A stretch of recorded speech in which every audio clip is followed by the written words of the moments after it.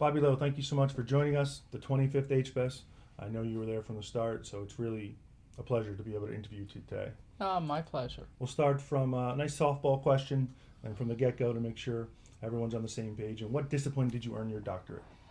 Evolution and systematics. I did my PhD on the biochemical systematics of toad skin secretions. Is that right? It's about as far as you can get from human behavior. Yes, yes. Well, speaking of which, how did you make that leap eventually to humans, and what prompted you? What books? What people? It was as much, I knew people like Dick Alexander and George Williams and later Bill Hamilton, but it was when my son was born and I was schlepping him out to a digger wasp site.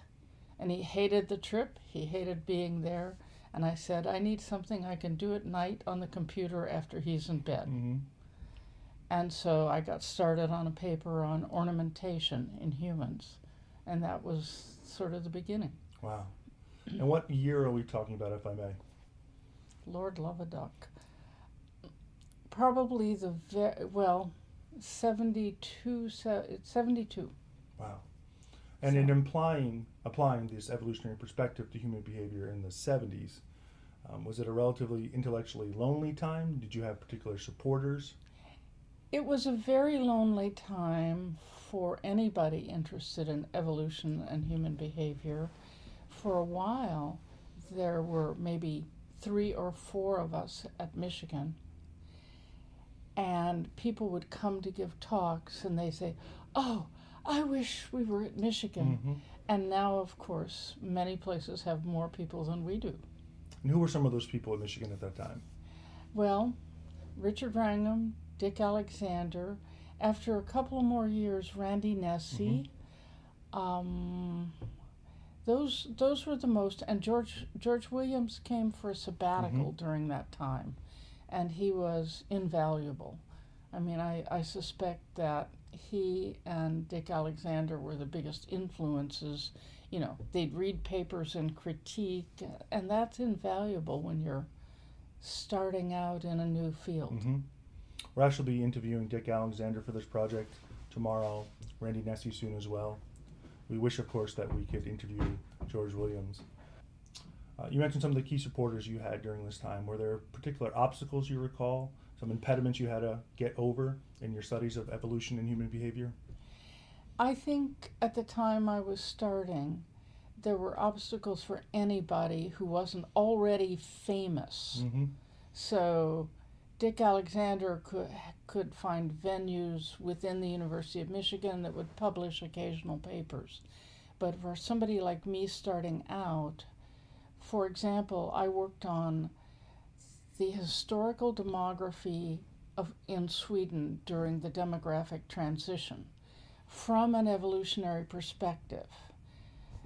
And I took Monique Borgerhoff-Mulder's advice and did not overtly acknowledge that this was an evolutionary approach.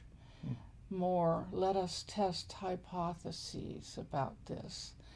And even that was a little odd in demography, which is quite sophisticated in some ways, but at that time wasn't much hypothesis driven, or the hypotheses were at a different level than evolutionary hypotheses.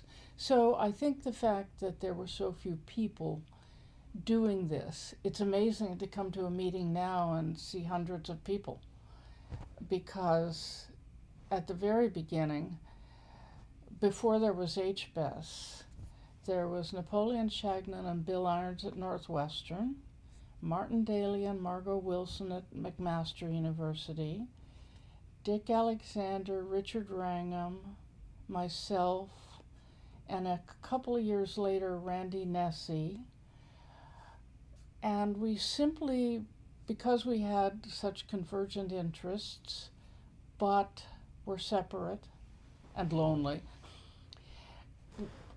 once or twice a year, people from 2 of the places and their grad students would pile into cars, go to the 3rd place, sleep on people's floors, and have a 2-day workshop. We all gained enormous amounts from it. students would give talks, would get feedback, could vastly improve how they talked about things, and we all had a great time. And then towards the early 70s, two things happened. One happened to me, one happened in Michigan. A colleague, Dr. Dickerman, stopped me on a street corner in Berkeley and gave me hell for how exclusionist the Michigan people were in having these meetings. None of us were aware that other people cared. So the meetings grew bigger, still informal, and Richard Wrangham and then Randy Nesse asked then, I think, Provost Billy Fry, got some money for us. Then we could have real meetings, you know. It used to be, when the meetings were at Michigan, the times being what they were and me being female, I organized the coffee urn and brought the donuts and stuff like that. But in the beginning, there were 20 people, 25 people. Wow. And we worked up, and then finally in, I want to say,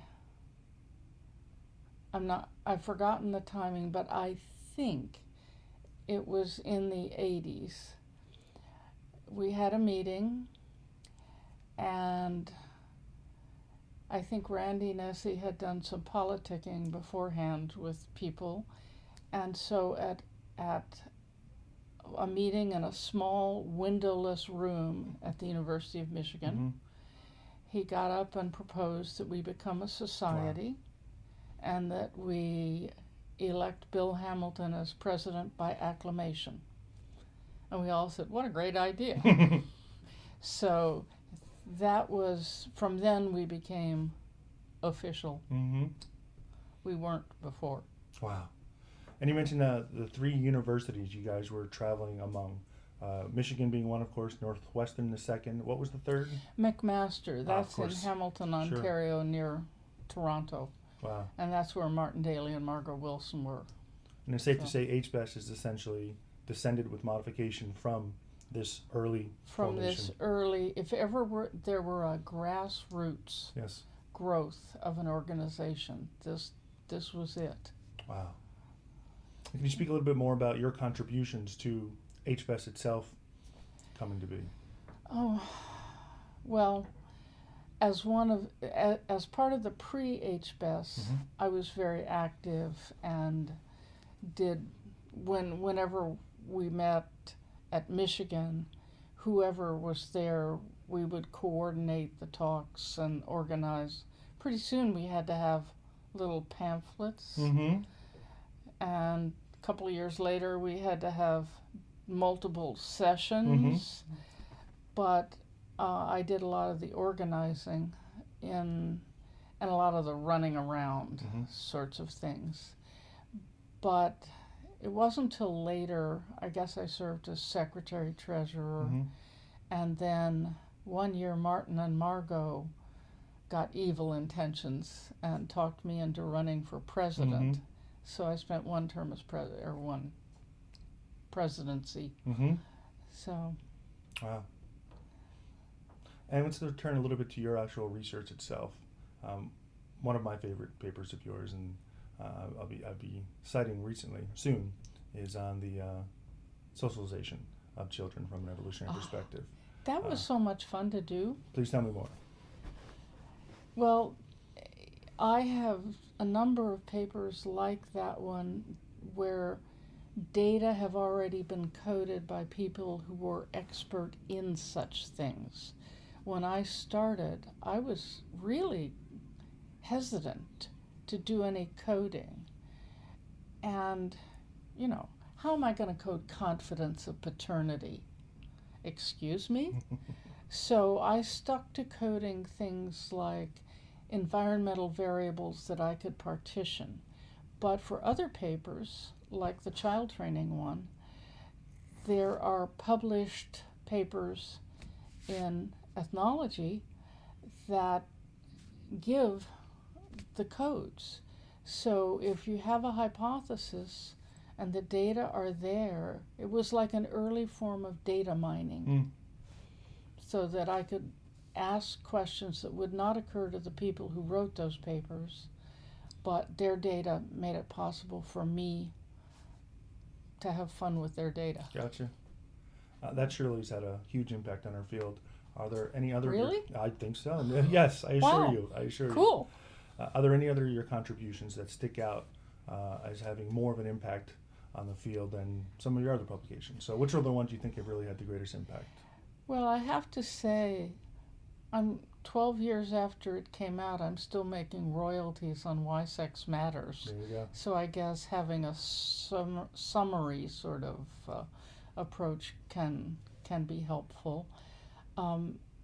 My favorites at the moment are one in 2008 and one that just came out early this year on there's a brilliant comparison that Paul Harvey and Sumuto did in the mid-80s, where they essentially looked at the effect of life expectancy at birth on reproductive output. So if this were low life expectancy, high life expectancy, and this is early reproduction, late reproduction, they transformed the data so they could have warthogs and chipmunks and meadow voles and elephants all on the same graph. It was a beautiful graph, but such an approach makes two assumptions.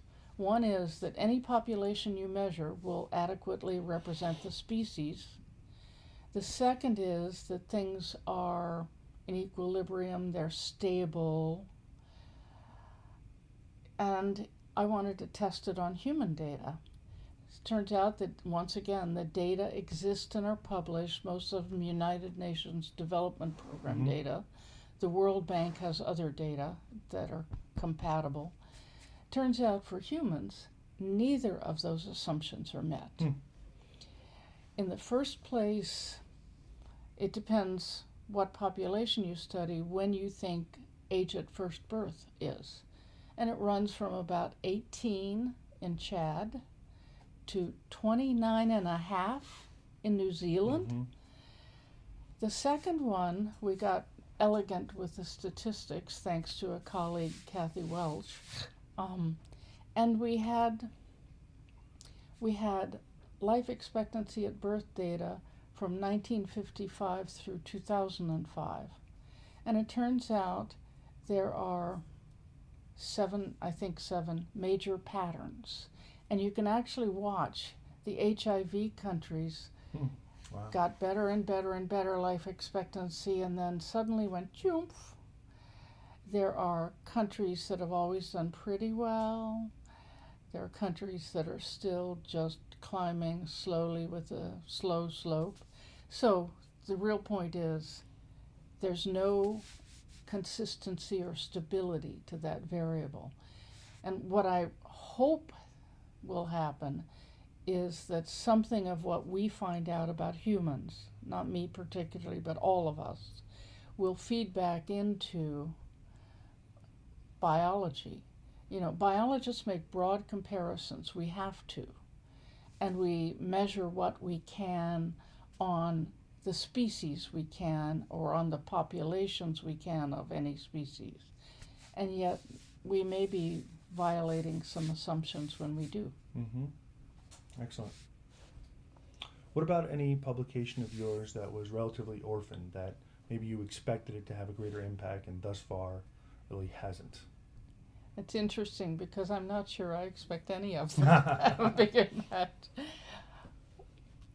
One that I enjoyed doing, but I realized was published too soon and required a second paper to tidy things up, was the first paper I did on pathogen stress and marriage systems, mating systems, which are different. It was a chapter in a book that Laura Betzig, Monique Borgerhoff-Mulder, and Paul Turk edited. And it was nice, it was okay, but I didn't take things apart thoroughly enough. And Randy Thornhill, who I assume you know was one of Dick Alexander's early students. I did not actually. Yeah. Grumbled at me, and I said, okay, you're right. I ought to do that. And so the second one came out in American Zoologist, and I think it had more impact than the first, correctly so. So that's certainly a paper that in retrospect I suppose you'd rewrite and essentially you elaborate on it. I would rewrite it. Actually, I would rewrite anything I was just going to ask you wrote that. Gotcha. before at least 2000. Yes, I feel you. I understand. Wow. Yes. And I'm hoping a lot of grad students, current grad students, will watch this. And I imagine many of them are fledgling. And I think many of us do precisely that in grad school. Just try to hang on. So is there any advice you would give yourself in retrospect that maybe our current grad students can use? I actually have advice for their advisors. Oh, please. That comes from my experience. Yes. I was the only woman to get a PhD with Frank Blair, and he was a very active guy. He had 20 PhD students at any moment, and so I was the only woman who got out alive. But it was my second year before he said around his pipe, "Morning. Nice day, isn't it?" So the way our lab runs seems to work very well. We have potlucks every month. Somebody gives a presentation. Somebody takes notes. Everybody critiques. We've had people do practice sessions and totally revamped presentations and win prizes for their revamped presentation. We also do lab lunches if somebody wants a short practice session, but the big deal is we talk to each other a lot. It doesn't I have my grad students in the same space as I have. I have a little cubby hole off to the side. But it makes it easy to bump into each other, easy to ask things, and I'm not very intimidating, so nobody's afraid of me. Gotcha. So, Well, that's some great advice. but I guess to the grad students themselves, my advice would be bolder than you think you have any right to be, because you do have the right to be bold. That was awesome. I love that line. Thank you. You mentioned a couple times how difficult it was to be a woman in this field during this time frame. And I'd like to, and nowadays, of course, I think some of the strongest people in our field are young women like Marty Hazelton, Deborah Yes. Lieberman, my collaborator on this, Catherine Salmon. Absolutely. It's Lita wonderful. Cosmides, maybe not a young woman, but a woman nonetheless. Can you tell me about, did you have some female intellectual people to affiliate with, or were you really just isolated in a sea of men back then? Did you have any experience with Sarah Hrdy or Jane Lancaster or Margot back in the day? Margot, but usually as part of Margot and Martin. Right. And I really admired Jane Lancaster's stuff, but she was out west, Yep. and I never really got to know her. I still admire her Sure. stuff. Sarah Hrdy, similarly. I will never forget an almost accidental sushi dinner that we shared with one of my grad students in Chicago after one of the HBES sessions. But it was hard then because there were so few women, Mm-hmm. they were scattered. Mm-hmm. And the joke for my first 2 years of grad school was that I had only been accepted because my name was Bobbi, and my advisor thought he was getting a guy. Wow. So Wow. I'm not really sure what to say to no, that. That's something. even better. So I got a job at University of Michigan, right? Yeah. I'm sitting in my little cubby hole, Yes. knock on the door, and this guy I never saw before sticks his head in, and he said, "I heard they hired a woman," and went back out. Wow. That was it. That was it. It was almost like you were a different species. He was Yes. coming in like at the zoo, like, look, the zoo has a new species, Yes, and then move on. it was exactly that. Wow. So I think I'm really glad that there are more women, because women do perceive some things differently, act differently from men. They don't have the exact same mind. This is Thank shocking. God for that. Yeah. Right? But they can help each other in ways that men, however well-meaning, Yes. can't mentor women. Well said. That may not be.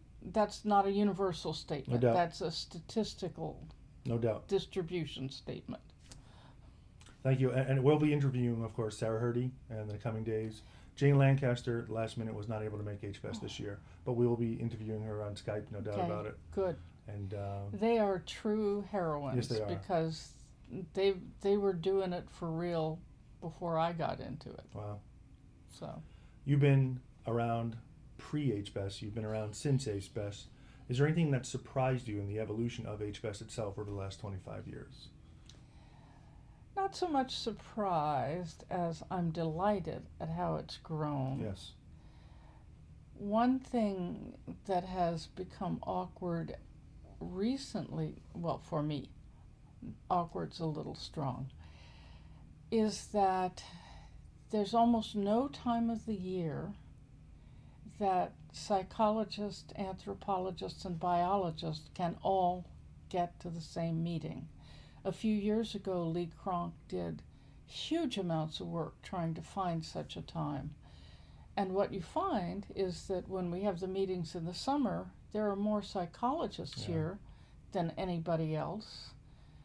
I'm not sure how many biologists are left, and partly many biologists don't want to think about humans, but there are some, and anthropologists are all in the field. So that's the one thing I'd like to see us come back and somehow figure out, because I think the discussions across disciplines are really productive. Absolutely. So. And good news a little bit on that front. Our president, or former president, Randy Thornhill, mentioned when he started this year's conference that huge increase in membership, particularly among biologists. But the key, of course, as you mentioned, is trying to find a time where we can all get together. Yes. I think Randy's right. Yeah. Yeah. Any directions beyond, for example, seeing to it that we have a time that we can all get together? Any other directions that you would like to see HBES pursue, or HBESers pursue in the future? I think some convergence on standards of evidence. We all do different kinds of work, and for example, biologists need to understand better how to work with ordinal data and what you can do with ordinal data. Psychologists are very deeply trained in statistics, but sometimes don't necessarily know the constraints biologists face. So I think it would be fun to have sessions on statistical techniques and how they could be shared across the fields. But yeah, I like that. I've actually seen that in other psychology conferences, non-evolutionary conferences. And you're right, I'm not familiar with any type of symposium or collection of talks with statistical matters here. And I think that would be a nice addition. I have leaned over the years heavily on our Center for Statistical Research, and I don't know what I'd do without them. You know, as I said, how do I code certainty of paternity? I think I stick to what I can code. I'm with you. I just want to give you a little backdrop on how it is we came to be here today. So about a year ago, at the last HBES in Albuquerque, New Mexico, my collaborator Catherine Salmon and I were on the last night in town on some rooftop bar, reminiscing about some of those who are no longer with us. People like her former advisor Margot Wilson, people like Bill Hamilton, David Rowe, Dev Singh, who's dear to my heart. I TA'd for him 3 times at Texas. I'm sure I'm missing some people. George Williams, of course. Bill Hamilton. Oh, yes. I mean, I'm sure you have met every one of these people and probably have some good stories that people nowadays, when they read their papers, are not going to get. So can you give us a sense of them, some anecdotes that people won't get from the written word? So Bill Hamilton was out at our house for dinner. We live on a little lake, kind of in the middle of nowhere. And I was putzing around in the kitchen. Bill's outside by the outside light, studying the moths. It was wonderful. Yeah.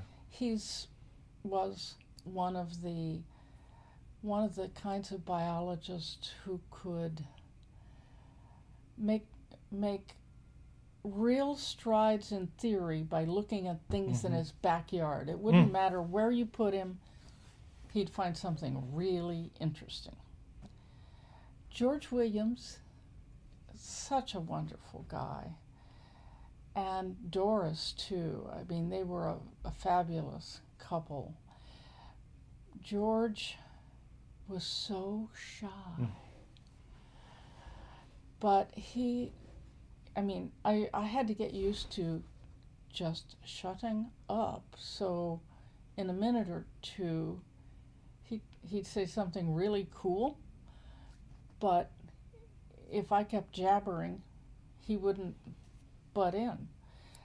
So, but he was very, very helpful with things like he'd read papers of mine that were not well done, were badly written, and he would be so helpful. He'd edit. He was just a sweetie. So those are the two things that pop to mind.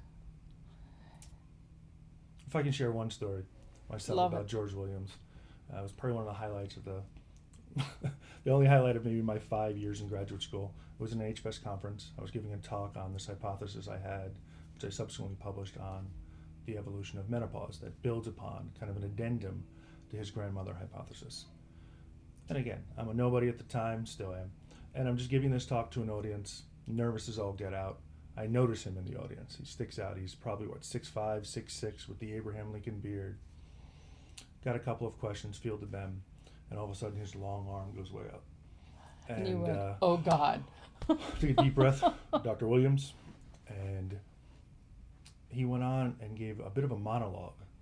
And my mind swirling, not sure where he's going with this, nervous. Is he about to completely undermine me, what have you?